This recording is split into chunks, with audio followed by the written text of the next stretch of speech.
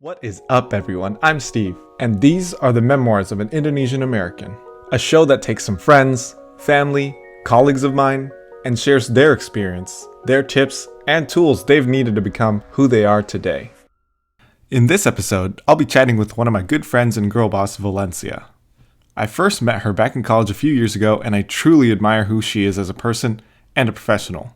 She's smart, fun-loving, a role model, and quite honestly, someone I look up to, as well as one of the most successful people I know. She'll be sharing her personal tips on how to balance living life and pursuing success. She is a boss, and I'm excited to have her on this episode. From just hearing about her personal testimonies and experience, I know she has a lot of awesome things to share with you in being the best you can be. Let's have a listen.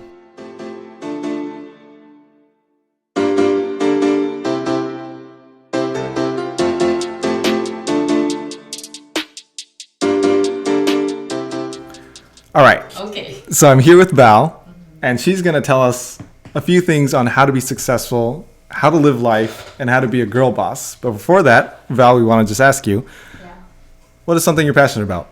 So what I'm passionate about at my current stage of life, I just got married, so I really want a nice and happy family.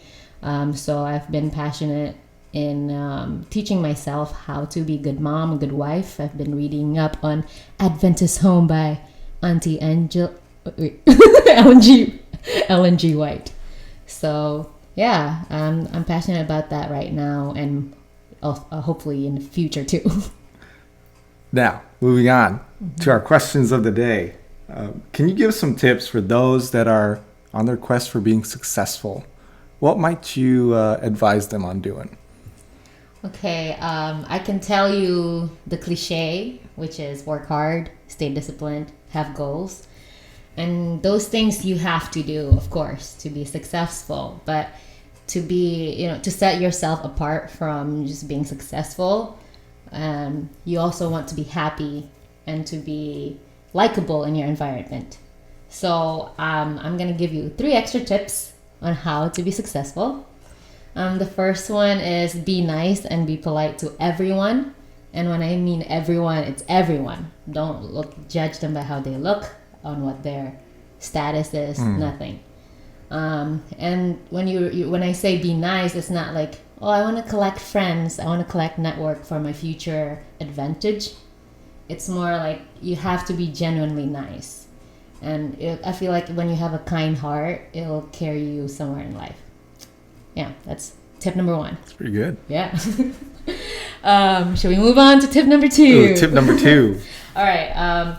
When I'm in a group or in an environment, I ask myself, what can I give in this place, in this group, instead of what can they give to me? So what can I provide to them? So it's more of a service instead of, what is it? I don't know. Instead of receiving. Receiving, yeah. It's what you can give. Yeah. Oh, so you're a team player. I'm a team player. Hopefully. Yeah. Good. Nice. Yes. I like that. Good tip. Yes. And my third one would be know when to rest, to prevent burnout, and knowing when to say yes and no to assignments, or it could be anything. It could be something at work. It could be something at home. It could be when your friend is asking you to go out for coffee and that's actually your rest time. Just say no. It's okay. And that comes back to discipline again. Exactly. Yeah. So. And what would you say? What if I'm a go-getter and I want to be like an entrepreneur? Yeah. They're always on, right? Yep. But what would you say? That's when you, especially when an entrepreneur, even you're at home, you still work. Sometimes you don't know when to stop. That's exactly why you have to know when to say no and when to rest.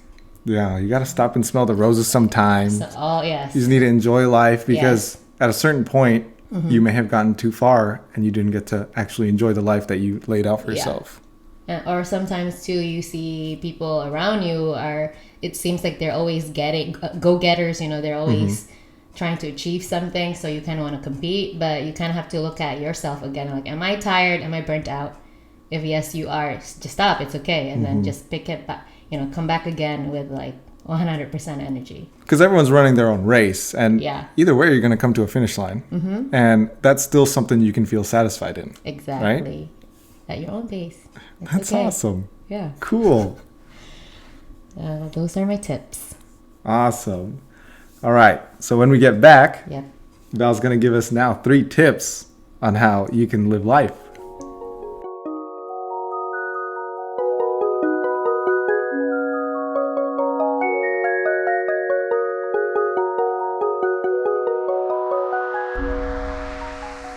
All right, we're back with Val, and she just gave us 3 tips on how to be successful. Now she's going to give us 3 tips on how to live life. Val? All right. First tip. When you do something, do it wholeheartedly without expecting anything in return. I actually learned that from my husband. He taught me a lot. I used to do things and hoping someone noticed me. I'm doing something nice, and it made me sad. It made me disappointed in, doing something nice. So yeah, he reminded me, when you do something, just don't do it out of kindness, out of love, and don't expect anything back. And once I apply that into my life, it just my life becomes much happier. Oh, yeah. And then you notice that it's being done to you. Exactly. Right? Yeah. Because you're giving so much and you just wait around, but Yeah. it'll come to you, which is really yeah. cool. I like that you said, what did you say? You receive more when you don't expect it. Yeah. Because then everything that comes to you becomes just so much more. Exactly. Not that you set your bar low or your standards low, Yeah. but that you have the potential for so much Exactly. to be happy. I agree. Right? That's a good mentality. Awesome. What's your second tip? My second tip is forgive and give grace as God has given us so much grace. Oh, you're so nice. I keep telling people it takes a lot for me to be mad at someone. And I even like when someone doesn't smile at me, I don't take it personally. Maybe they're just having a bad day, or when someone makes mistakes, I'm like, okay, it's fine. We all make mistakes. Don't take it personally. But then I think people will start noticing that, like, oh, she's very patient, or she's very easy to, be around with. She doesn't make things into a big drama. And I think it just rubs off people the right way.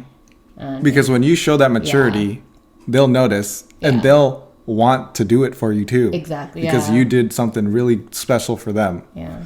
And I mean, in this day and age, like with COVID, the pandemic, everyone is just all over the place. The home life and the work life is kind of mixed together. And you never know what's happening at home. Yeah, you never know what someone's going through. Exactly. So, yep. Good. The benefit of the doubt. Awesome. Yes. That's an awesome way Exactly to live life. All right, what's your third and final tip? My third final trip. My third and final tip, but I think is most important, is stay close to God and listen to only Him. I feel like when you're in a relationship with God, He'll give you discernment of something you hear, either it's in whatever form it may be. Like He'll let you know, that's for me. It could be a voice inside your head. It could be a friend's suggestion. It could be an article you read. I feel like that He'll give you that nudge. Hey, that's for me, so you better listen, or you better read this article, or this verse, or this devotional. So, continue that relationship with God so you can listen to Him or hear His voice. Yeah. True. For sure. So you have a lot of things dedicated towards serving, giving, and giving wholeheartedly. Yeah. Yes. And that's awesome. And that's all. That's a hard thing for people to do sometimes. Yeah. I started noticing that I have a lot of mentors in my life that I'm lucky to have. It's good to have mentors, and the only thing that I keep seeing again and again is to be a great leader is to be a servant. That's literally, and it says in the Bible too, to be a leader, you have to be a servant. And very cool. It works. Very cool. Yeah. Awesome.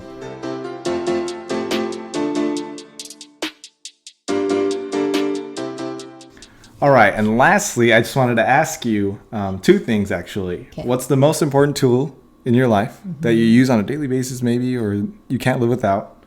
And then what's your favorite quote or Bible verse and why? Okay.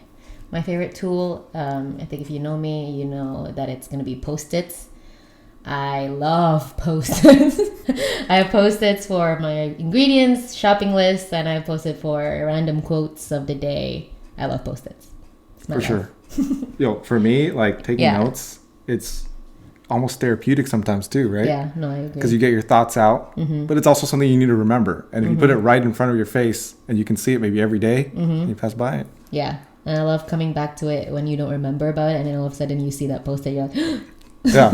And then what's even better than that is like, oh man, I actually completed this. And you can take it down and then you just put up a new one. I love that. Very cool.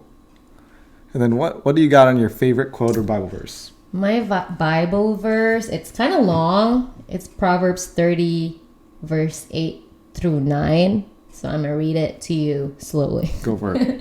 Empty out of my heart everything that is false, every lie and every crooked thing. And give me neither undue poverty nor undue wealth, but rather feed my soul with the measure of prosperity that pleases you. May my satisfaction be found in you. Don't let me be so rich that I don't need you, or so poor that I have to resort to dishonesty just to make ends meet. Then my life will never detract from bringing glory to your name. Yeah, and I love that because it goes back to my passion, which is to have a happy family. I don't want to be rich or to be poor. I just want a family that makes God happy. That's all. That's awesome. Yeah. That's awesome. Good stuff. Yeah. All right. So hopefully you guys all enjoyed that. And that's it for this episode. Hope you guys enjoy. Bye. Bye.